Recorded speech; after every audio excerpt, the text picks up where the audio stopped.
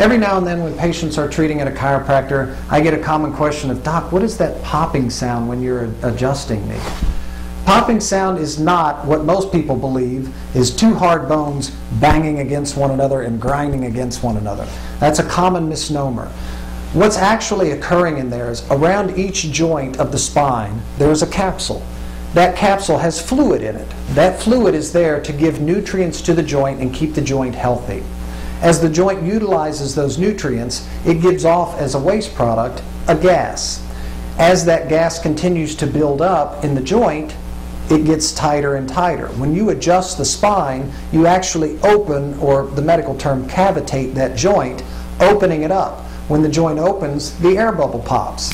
That gives you that pop sound that you hear. It's not the bones hitting anything else, it's actually a release of gas from the joint itself.